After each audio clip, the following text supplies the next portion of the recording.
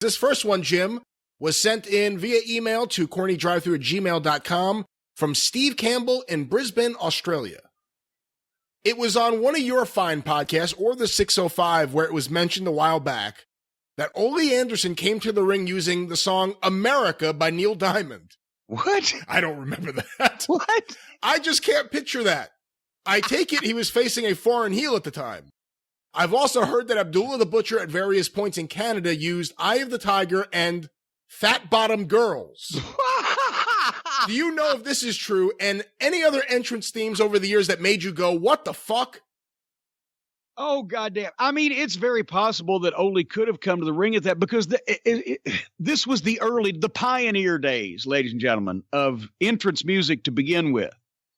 Even in the early 80s, and some cases in the mid 80s, only the main event guys or some of the guys, the preliminary matches still wandered out to their own fucking devices and stood or fell on their own merits, as the saying goes. But then sometimes it could be up to I can see Ole saying, I don't give a fuck what you play me out to. It could have been up to the sound guy. It could have been up to the guy at the building. What do we got? Do we have a cassette tape? I remember one night in World Class, just to fuck with Bobby Fulton and Tommy Rogers, because you still use cassette tapes in those days. And I mean, the guys would usually carry their own in their bag. This is how primitive it was, right? Well, if you want to go out to music, then you're going to have to bring me the fucking music, that type of shit, right? So they actually had their music on Eliminator, the ZZ Top album, Sharp Dressed Men. Yeah. Okay, also Legs was on there too, right? Yeah. So I fucking snuck over there, rewound their tape, and one night at one of the spot shows, they came out and she's got legs. Just shit like that happened. There's no way to, and in some of the foreign countries, I mean, my God, and Canada counts as a foreign country. You never knew what the fuck they might be playing. I don't know. I have no way to explain that. Do you remember the first time you saw a CD being used to play the music? I don't remember the specific first time, but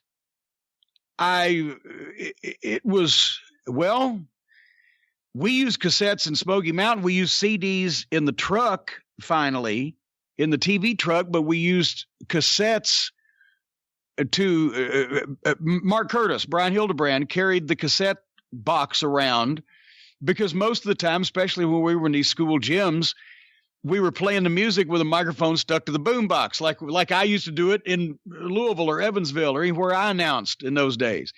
They didn't wire this shit through the fucking building back in those days, and some of the buildings weren't wireable. It was probably in the WWF when I saw them starting to use CDs by that point. Anyway, I digress. What was the point? There was no point. Very, very good.